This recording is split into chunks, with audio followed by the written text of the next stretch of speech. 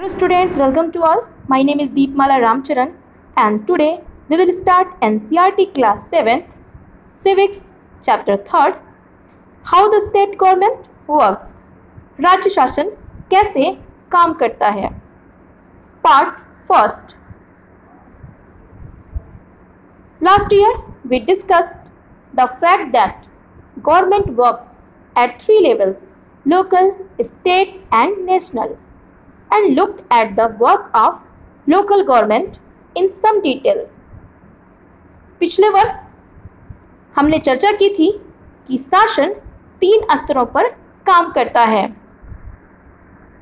National level पर union government या national government, state level पर state government and local level पर नगर पालिका या ग्राम पंचायत. इस प्रकार शासन 3 स्तरों पर काम करता है और हमने स्थानीय शासन के बारे में विस्तार से पढ़ा था. In this chapter we examine the work of the government at the state level. इस अध्याय में हम जानेंगे कि राज्य स्तर पर शासन कैसे काम करता है. How does this take place in a democracy. लोकतंत्र में राज्य का शासन किस तरह से किया जाता है. What is the role of a member of the legislative assembly and ministers. विधानसभा के सदस्यों और मंत्रियों की शासन में क्या भूमिका है. How the people express their views or demand action from government. लोग शासन के सामने अपने विचार कैसे रखते हैं, अपनी मांग कैसे रखते हैं. We look all these questions through the example of health. हम इन प्रश्नों पर विचार करने के लिए स्वास्थ्य का उदाहरण लेते हैं. Now एक स्टोरी दी गई है. Whose responsibility. जिम्मेदारी किसकी. इस स्टोरी में 2 फ्रेंड्स हैं. दोनों एक लाइब्रेरी में बैठी हैं और न्यूज़पेपर पढ़ रही हैं. Hey, look at this. It says that there is a water shortage in our state and people are falling sick.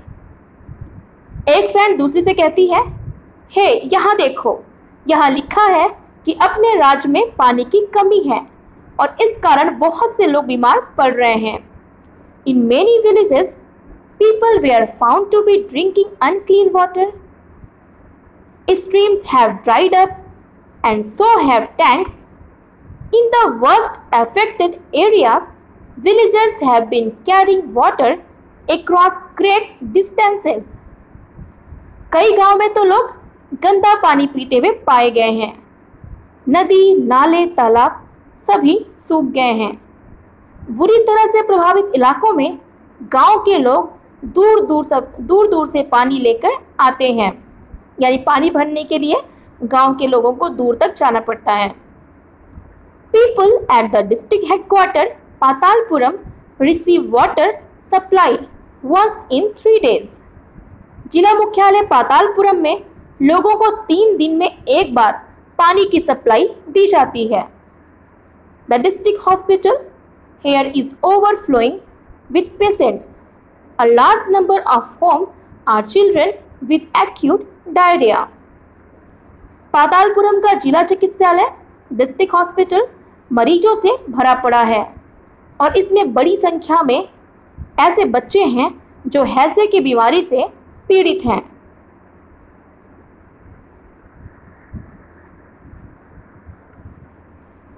On the TV news, they said 10 people have died from diarrhea. Is that possible? Can one really die from it? TV पर समाचार में बताया गया था कि हैजे से 10 लोगों की मृत्यु हो गई थी. क्या वाकई में ऐसा हो सकता है? क्या कोई सचमुच इससे मर सकता है? दूसरी फ्रेंड बोलती है, Who knows? Just hope I don't get it. क्या पता, बस मुझे यह बीमारी ना हो जाए। दैट आफ्टरनून, उसी दिन दोपहर में दोनों लाइब्रेरी से वापस साइकिल से घर जा रही थी और रास्ते में बात करते हुए जा रही थी। My mother said not to have any ice drinks from the market. She gave one of her lecture this morning. You have to be responsible for your health, Shireen. Shirin ने कहा, मेरी मम्मी ने आज सुबह सुबह मुझे बड़ा सा भाषण दिया है। उन्होंने मुझे डांटते हुए कहा है कि बाजार में किसी भी तरह का कोई ठंडी चीज नहीं खानी है। अपनी सेहत के लिए तुम खुद ही जिम्मेदार होगी, या तुम्हें खुद ही अपनी सेहत संभालनी चाहिए। फिर दोनों हंस पड़ती हैं। अचानक रास्ते में एक कांस्टेबल उनका रास्ता रोकती है। स्टॉप, रुक जाओ। This road is blocked due to the rally. Rally के कारण यह सड़क बंद हो गई है। दे हैव घेर out the MLA's residence. Rally वालों ने विधायक के घर का घेराव कर लिया है। शिरीन कांस्टेबल से पूछती है, really? Why has he done something? सचमुच, लेकिन क्यों? उन्होंने कुछ कर दिया है क्या?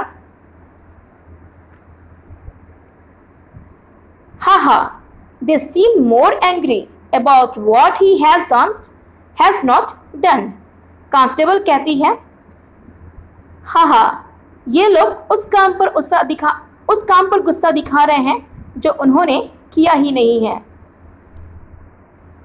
नेक्स्ट पिक्चर में एक लीडर है जो स्पीच दे रहा है। And we demand that the authorities take immediate action to bring the public health situation under control.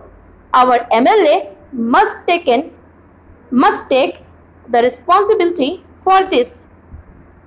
Leader कहता है, और हम यह मांग करते हैं कि अधिकारी तुरंत स्वास्थ्य की स्थिति पर नियंत्रण पाने के लिए तात्कालिक कदम उठाएं। हमारे विधायक को इसकी जिम्मेदारी भी लेनी पड़ेगी। What a loud voice he has. He must be a leader or something.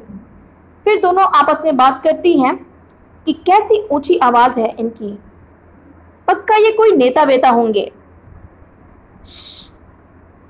I saw him on TV too. He is a member of the opposition. Shirin कहती है, चुप हो जाओ, मैंने इन्हीं टीवी पर देखा है, ये विरोधी दल के हैं। Who is MLA? विधायक कौन होता है? In the above section, you have read about some events in पातालपुरम। उपरोक्त कहानी में आपने पातालपुरम की कुछ घटनाओं के बारे में पढ़ा। You may be familiar with some official names such as collector, medical officer, etc. आपने शायद जिलाधिकारी, डिस्ट्रिक्ट कलेक्टर, चिकित्सा अधिकारी जैसे अधिकारियों के नामों से आप परिचित होंगे, परंतु क्या आप विधायक और विधानसभा के बारे में जानते हैं? You have heard of an MLA and the Legislative Assembly? Do you know the MLA of your area? Can you identify which party he belongs to? क्या आप अपने क्षेत्र के विधायक या MLA से परिचित हैं? क्या आपको पता है कि वे किस पार्टी के हैं? यहाँ पर आपके लिए एक होमवर्क है कि आपको इस लेक्चर वीडियो के नीचे दिए कमेंट बॉक्स में बताना है कि आपके एरिया के MLA यानी मेंबर ऑफ लेजिस्लेटिव असेंबली विधायक का नाम क्या है और वो किस पार्टी से बिलोंग करते हैं। Now member of legislative assembly are elected by the people. विधानसभा के सदस्य को विधायक कहा जाता है। जनरली जो स्टेट लेजिस्लेचर होती है, स्टेट की विधायिका होती है, उसके 3 पार्ट होते हैं।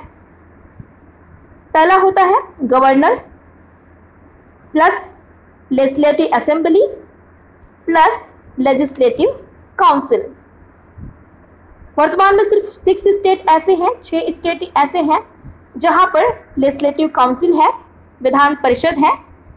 फॉर एग्जाम्पल के लिए आंध्र प्रदेश, तेलंगाना, उत्तर प्रदेश, बिहार, महाराष्ट्र और कर्नाटका, इन 6 राज्यों में ही लेजिस्लेटिव काउंसिल है। बाकी अदर स्टेट में सिर्फ और सिर्फ गवर्नर और लेजिस्लेटिव असेंबली होते हैं। ठीक है, तो ये जो लेजिस्लेटिव असेंबली है, इसका जो मेंबर होता है उसको हम कहते हैं MLA, यानी मेंबर ऑफ लेजिस्लेटिव असेंबली, विधानसभा का सदस्य, जिसको हम विधायक कहते हैं। ठीक है, विधायक क्या होता है? विधानसभा का सदस्य होता है, मेंबर ऑफ लेजिस्लेटिव असेंबली। ये जो MLA का पद है, इसका हर 5 साल बाद इलेक्शन होता है और जनता डायरेक्टली अपने MLA का चुनाव करती है। हर स्टेट पॉपुलेशन के बेस्ड पर छोटी छोटी कॉन्स्टिट्यूएंसी यानी निर्वाचन क्षेत्रों में डिवाइड होती है। अब ये कॉन्स्टिट्यूएंसी यानी निर्वाचन क्षेत्र कैसे डिसाइड होती है? एक्चुअल में हर 10 लाख जनसंख्या पर एक कॉन्स्टिट्यूएंसी बनाई जाती है। ठीक है, तो ये था एक सामान्य सा स्ट्रक्चर लेजिस्लेटिव असेंबली का, सामान्य सी जानकारी। आइए देखते हैं बुक में क्या है। Members of legislative assembly MLAs are elected by the people. MLA का चुनाव जनता द्वारा किया जाता है। They then become members of the legislative assembly and also form the government. फिर वे लेजिस्लेटिव असेंबली के मेंबर यानी विधानसभा के सदस्य बन जाते हैं।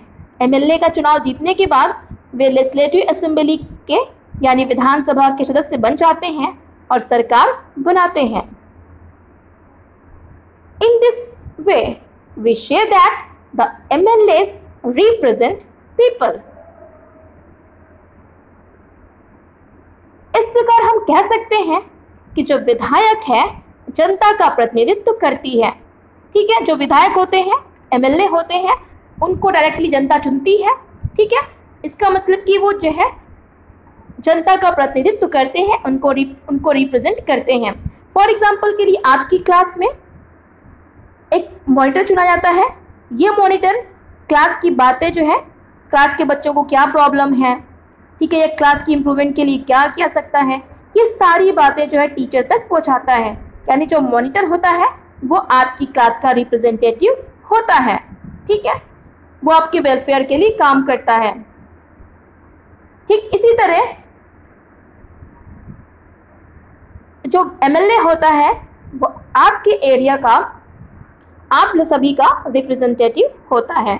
ठीक है, जो विधानसभा में आपके हित में काम करता है, आपके लिए, आपके हित में कानूनों का निर्माण करवाता है या योजनाएं पारित करवाता है। ठीक है, now every state in India has a legislative assembly. Bharat के हर राज्य में एक विधानसभा है। Each state is divided into different areas or constituency. हर राज्य कई निर्वाचन क्षेत्रों में बटा हुआ है। Look at the map below. It shows that the state of Himachal Pradesh is divided into 68 assemblies. Assembly constituency. Map number, यहाँ मैप नंबर नहीं दिया गया है। आपकी बुक में जो है लेफ्ट साइड में जो मैप दिया है इंडिया का पॉलिटिकल मैप, उसमें आप हिमाचल प्रदेश देख सकते हैं, नॉर्थ में जम्मू कश्मीर से लगा हुआ।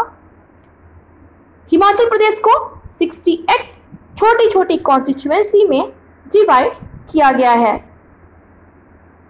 ठीक है, पॉपुलेशन के बेस पे 68 छोटी छोटी कॉन्स्टिट्यूएंसी यानी निर्वाचन क्षेत्रों में डिवाइड किया गया है। ठीक है, from each constituency the people elect one representative who then become a member of the legislative assembly. और हर कॉन्स्टिट्यूएंसी से एक मेंबर खड़ा होता है, ठीक है। फिर जनता क्या करती है, इसको वोट देती है। देन जीत जाने पर ये एमएलए यानी लेजिस्लेटिव असेंबली का मेंबर बन जाता है।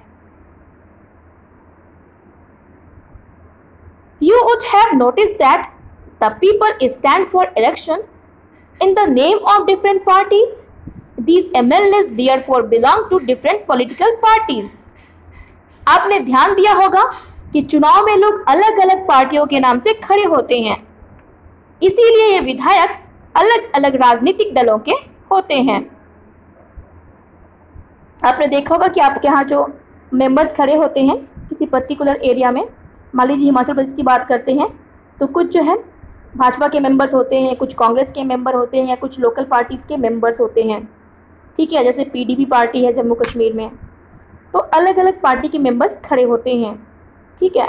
मान लीजिए कि किसी स्टेट में 30 सीटें हैं, ठीक है, यानी जो है 30 कॉन्स्टिट्यूएंसी है, और यहाँ पे जो पार्टिसिपेट करने वाली 2 पार्टीज़ हैं, ए पार्टी और बी पार्टी, ठीक है। कि मान लीजिए कोई स्टेट है, वहाँ पर वो 30 कॉन्स्टिट्यूएंसी में डिवाइड है और हर कॉन्स्टिट्यूएंसी से एक एक मेंबर जो है चुना जाना है। तो इन 30 सीटों के लिए होने वाले चुनाव में 2 पॉलिटिकल पार्टीज पार्टिसिपेट कर रही हैं, ए पार्टी और बी पार्टी, ठीक है। सपोज करिए कि ए पार्टी ने कितनी सीटें जीती, ए पार्टी ने 20 सीटें जीत ली और बी पार्टी के जो नेता थे उनमें से उन्हें सिर्फ 10 सीटें मिली या 10 ही उनके रिप्रेजेंटेटिव जीत पाए, ठीक है। तो अब जो है जो ये मेजर पार्टी है, ठीक है, जो पार्टी मेजॉरिटी में है, जो ज़्यादा सीटें जीतने वाली है, आधे से अधिक सीटें जीतने वाली पार्टी है, उसको गवर्नर सरकार बनाने के लिए आमंत्रित करेगा, ठीक है। तो हमने देखा यहाँ पे कि जो ए पार्टी थी उसको ज़्यादा सीटें मिली थी, तो अब क्या करेगी, ये ए पार्टी का जो नेता होगा वो बनेगा सीएम, ठीक है। वो सरकार बनाएगी, ए पार्टी सरकार बनाएगी और उसका जो नेता होगा वो क्या करेगा, सीएम बनेगा। और सीएम जो है मंत्रिमंडल के फॉर्मेशन के लिए, कैबिनेट के फॉर्मेशन के लिए गवर्नर को कुछ लोगों के नाम सजेस्ट करेगा, जिनको गवर्नर मंत्री या मिनिस्टर्स बनाएगा, ठीक है। तो ये जो है जनरल सी स्ट्रक्चर था स्टेट गवर्नमेंट को। आइए देखते हैं कि आगे आपकी बुक में क्या कह रहा है। A political party whose MLAs have won more than half the number of constituency in a state can be said to be a majority. जिस राजनीतिक दल को, जिस पॉलिटिकल पार्टी के विधायक आधे से अधिक निर्वाचन क्षेत्रों यानी कॉन्स्टिट्यूएंसी में जीत जाते हैं, राज्य में उस दल को बहुमत में माना जाता है, ठीक है। फॉर एग्जाम्पल के लिए अगर हिमाचल प्रदेश में 68 कॉन्स्टिट्यूएंसी थी और 2 पार्टियां ए और बी थी, ए ने 60 सीटों पे जीत हासिल कर ली, यानी 60 कॉन्स्टिट्यूएंसी में जीत गई ए, बाकी कॉन्स्टिट्यूएंसी में बी जीती, ठीक है। यानी जो है जो 68 में से आधे से अधिक जो कॉन्स्टिट्यूएंसी है उसमें किसकी जीत हुई, ए की, ठीक है। तो क्या होगा, ए जो है अपनी सरकार वहाँ पर बनाएगी। जिस भी पॉलिटिकल पार्टी को आधा से ज़्यादा कॉन्स्टिट्यूएंसी में जीत मिलेगी वही पार्टी मेजॉरिटी में होगी और वही पार्टी सरकार बनाएगी। The political party that has the majority is called the ruling party and other members are called the opposition. बहुमत प्राप्त करने वाले राजनीतिक दल को सत्ता पक्ष या रूलिंग पार्टी कहते हैं, जबकि अन्य सभी को विपक्षी दल या अपोजिशन पार्टी कहते हैं। For example, Himachal Pradesh has 68 MLA constituencies. Himachal Pradesh में 68 विधायकों के निर्वाचन क्षेत्र हैं। Candidates from various political parties, won the 2017 assembly election and became MLA. Since the total number of MLA in the Legislative Assembly is 68, a political party would have needed to have more than 34 MLA in order to gain a majority. आप ऊपर देख रहे हैं एक index दिया गया है, इसमें आप देख रहे हैं कि हिमाचल प्रदेश में कुल 68 सीटें हैं, 68 कॉन्स्टिट्यूएंसी में 68 सीटें हैं। भारतीय जनता पार्टी ने, बीजेपी ने 44 सीटों पर जीत हासिल की, यानी 44 कॉन्स्टिट्यूएंसी में जीत हासिल की। देन इंडियन नेशनल कांग्रेस है जिसको 21 सीटों पर जीत हासिल की, 21 क्षेत्रों में इंडियन नेशनल कांग्रेस जीती। मार्क्सवादी कम्युनिस्ट पार्टी ने सिर्फ एक कॉन्स्टिट्यूएंसी में जीत हासिल की, एक निर्वाचन क्षेत्र में जीती, ठीक है। और जो अदर पार्टी थे उनको सिर्फ 2 सीटों पर यानी 2 कॉन्स्टिट्यूएंसीज में जीत हासिल हुई। तो इस तरह से आप देख सकते हैं कि जो 44 पाने वाली बीजेपी है उसने आधे से अधिक सीटों पर 68 का आधा करके कितना होगा, 34 होगा, ठीक है।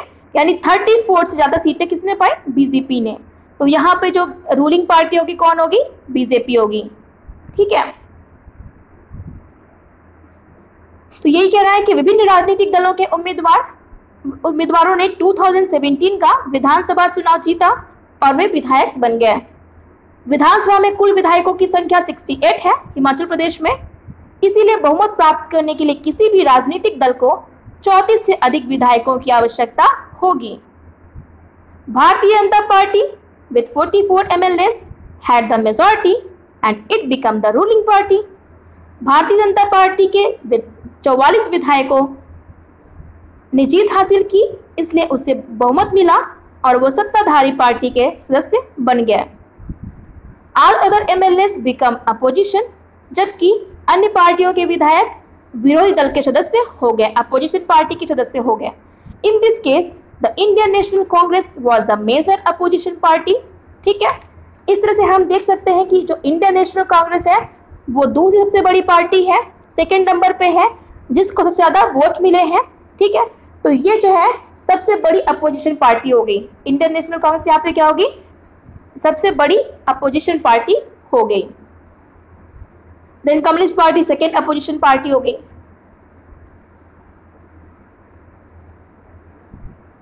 Among the opposition parties, including those who have been elected as independent candidates, विरोधी पक्ष में कुछ अन्य पार्टियां भी थी और कुछ निर्दलीय उम्मीदवार भी थे जो चुनाव जीतकर आए थे। After the elections, the MLAs belonging to the ruling party will elect their leaders who will become the chief minister. चुनाव के बाद सत्ताधारी दल के विधायक अपने नेता का चुनाव करते हैं, यानी जो पॉलिटिकल पार्टी जीती उसके सभी मेंबर्स मिलकर एक नेता का, एक लीडर का चुनाव करेंगे, वही लीडर मुख्यमंत्री बनेगा। In this case, the BJP MLAs choose Sri Jairam Thakur as their leader and he became the chief minister. The chief minister then selects other people as minister after the elections. It is the governor of the state who appoint the chief minister and other ministers. इस उदाहरण में Bharatiya Janata party ने जीत हासिल की, इसलिए उसके विधायकों ने मिलकर श्री जयराम ठाकुर को अपना नेता चुना और वे मुख्यमंत्री बन गए। इसके बाद मुख्यमंत्री अपनी कार्यों में सहायता के लिए मंत्रिमंडल के निर्माण के लिए मंत्रियों का चयन करता है। चुनाव के बाद राज्य का जो गवर्नर होता है, राज्यपाल होता है, वही मुख्यमंत्री और अन्य मंत्रियों की नियुक्ति करता है। सबसे पहले जो है क्या होता है, जो पॉलिटिकल पार्टी जीतती है उसको गवर्नर अपनी सरकार बनाने के लिए इनवाइट करता है। उस पार्टी के सभी मेंबर्स मिलकर किसी एक लीडर को इलेक्ट करते हैं, चुनते हैं। वो लीडर जो है मुख्यमंत्री बनता है। देन वो मुख्यमंत्री अन्य मंत्रियों का नाम सजेस्ट करता है गवर्नर को और गवर्नर जो है उनको मंत्री के रूप में, मिनिस्टर्स के रूप में अपॉइंट करते हैं, ठीक है। तो कई बार आपके एग्जाम में ये क्वेश्चन आता है कि जो मंत्री हैं, मिनिस्टर्स हैं और जो चीफ मिनिस्टर है, चीफ मिनिस्टर और मिनिस्टर्स को कौन अपॉइंट करता है? तो याद रखिएगा, गवर्नर मिनिस्टर्स और चीफ मिनिस्टर्स को अपॉइंट करता है। और सेम यही चीज़ जो है आपके सेंट्रल गवर्नमेंट के कॉन्टेक्स्ट में है। कई बार ये भी आता है कि जो प्राइम मिनिस्टर है और जो सेंट्रल मिनिस्टर्स हैं उनको कौन अपॉइंट करता है? तो उनको अपॉइंट राष्ट्रपति करता है। जब स्टेट की बात करते हैं तो जो हमारा चीफ मिनिस्टर होता है स्टेट में और जो अदर मिनिस्टर्स होते हैं उनको कौन अपॉइंट करता है? तो गवर्नर मुख्यमंत्री और अन्य मंत्रियों की नियुक्ति करता है।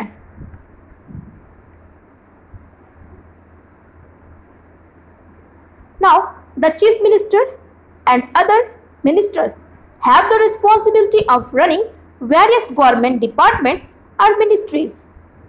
मुख्यमंत्रियों और मंत्रियों का दायित्व है कि वे शासन के विभिन्न विभागों और मंत्रालयों को चलाएं। They have separate offices.